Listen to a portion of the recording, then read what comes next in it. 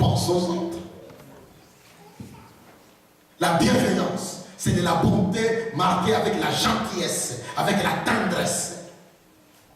La fidélité, fidélité dans tes engagements. Mes frères et sœurs en Christ, c'est important que nous insistions sur de tels éléments. Parce que je répète que s'il y a la séduction par l'occultisme actuellement dans les églises, parce que tout le temps se passe à des spectacles.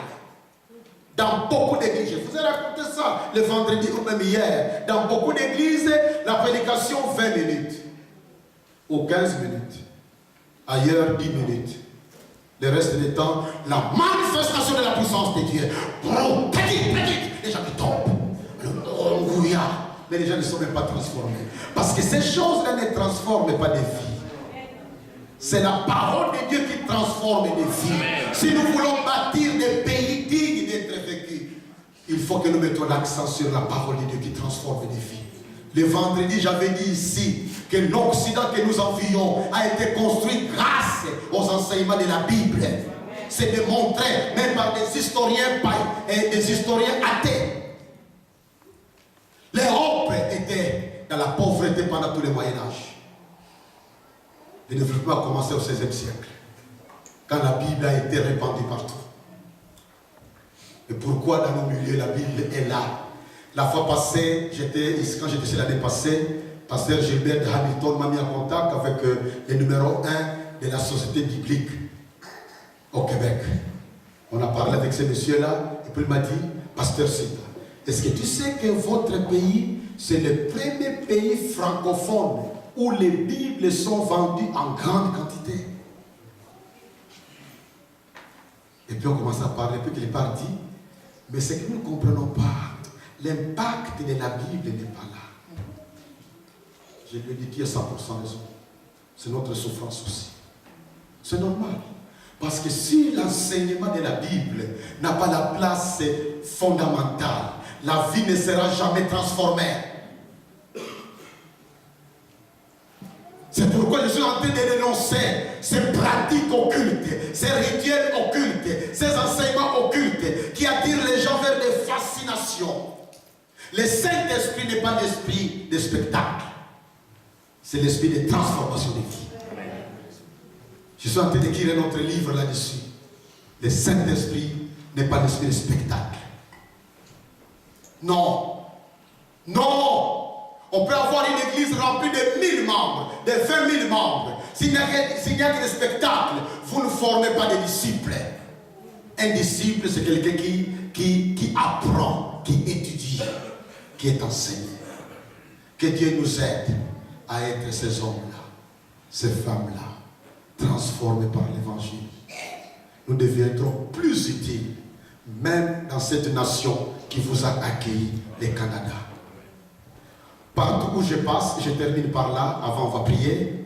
Partout où je passe, quand je pose des questions sur la communauté congolaise, excusez-moi pour ceux qui ne sont pas des Congolais, je parle seulement d'un exemple congolaise, eh bien, c'est presque la même réponse que je reçois. Il est difficile de rassembler les Congolais ensemble pour former une force. Je suis à Brampton, proche de Toronto, chez ma fille. Les Indiens sont nombreux là-bas. Et j'ai écouté les Indiens, et sur les Indiens, qu'ils forment une force. Et partout où je passe, on me dit, on a beaucoup de Congolais ici, mais on est incapable de former un groupe. Alors quand j'ai dit, mais alors les églises au moins les églises, mais les églises sont aussi divisées. Ah! Mais quel esprit qui travaille dans vos vies, vous qui êtes chrétiens ici en Occident? Nous avons aussi nos problèmes de l'autre côté. Mais si vous avez aussi le même genre de problème, la séparation, la division, des critiques mutuelles, incapable d'être un en Jésus-Christ, pour former une force, en étant unis, même cette nation aura peur de votre présence.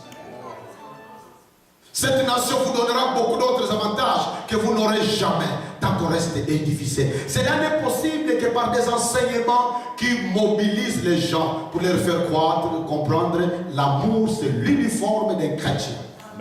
Quelqu'un qui dit que j'aime Jésus. mais qu'il a une liste de gens qu'il hait. D'après 1 Jean 3,14, il est encore mort. Car celui qui aime Jésus, qui aime Dieu réellement, doit aimer son frère ou sa soeur. Je voudrais m'arrêter à ce niveau. Je voudrais prier pour des frères et sœurs. J'avais beaucoup de sujets à proposer pour la prière. Faute de temps, je ne vais pas le faire. Mais je voudrais plutôt prier pour quiconque a pris une décision. Vous savez, quand on écoute un message, on peut l'écouter en disant Amen, Amen, on est content, même on acclame, mais sans prendre des décisions. La vraie transformation vient par des décisions qu'on prend et qu'on s'engage à pratiquer. Il peut y arriver que quelqu'un parmi nous a pris une décision sur tel point que je soulignais ici. Sur tel point. Tu as pris la décision, tu veux que Dieu t'aide. Je voudrais simplement te rappeler que Jésus a dit ça, moi vous ne pouvez rien faire. Le psaume 127 a dit, si l'Éternel ne bâtit la maison, ceux qui la bâtissent travaillent en vain. Je voudrais prier pour des frères et sœurs qui ont pris une quelconque décision à la lumière de cet enseignement. Je voudrais prier que le Seigneur les assiste pour que leurs décisions soient transformées en du concret, pour que la grâce de Dieu se manifeste dans leur vie, dans ces domaines-là pour lesquels ils ont pris des décisions. Nous allons fermer les yeux.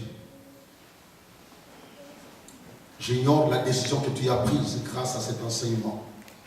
Mais si tu as pris une décision quelconque, lève-toi, je vais prier pour toi. Je vais prier pour toi pour te soutenir dans la prière. Merci. Nous allons prier tous ensemble. Pour ceux qui sont assis, priez pour les frères et sœurs qui sont debout. Pour ceux qui sont debout, que chacun prie pour lui-même. À la fin, je vais prier pour ceux qui sont debout. Prions le Seigneur. Prions le Seigneur. Le Seigneur est présent dans la salle. Prie, parle au Seigneur. Tu as pris une décision dans ton cœur pour un besoin quelconque. Tu veux que le Seigneur t'aide. Demande-lui la force. Demande-lui la capacité. Demande-lui l'intelligence. Demande-lui la sagesse pour pratiquer ce que tu décides de faire dans ta vie. À la lumière de l'enseignement de cet après-midi.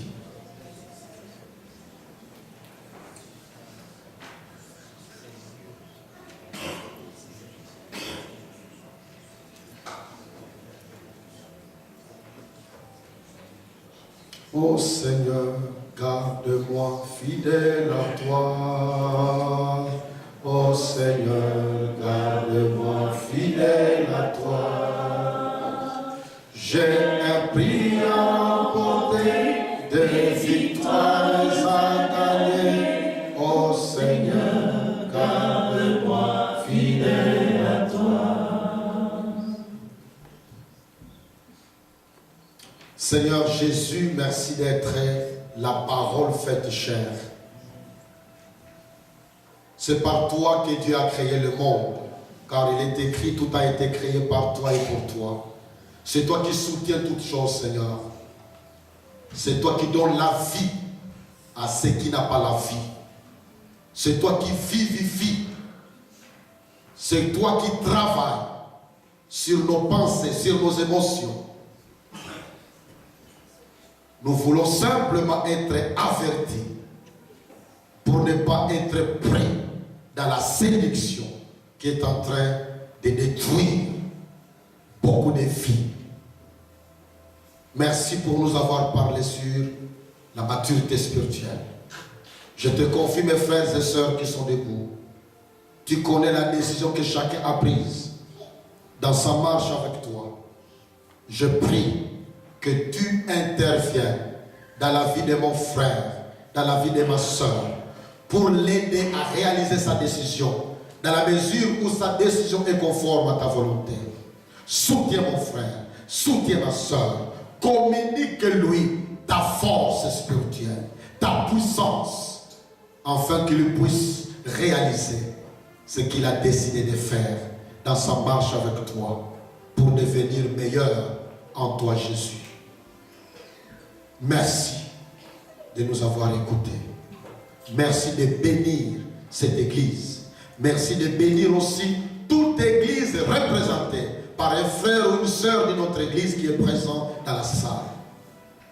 Merci de bénir les églises qui sont au Canada, toutes les églises, et en particulier celles implantées par des Africains ou des Haïtiens. Que ton amour et ta bonté nous accompagnent tous. Amen. Amen. Amen. Amen. Amen.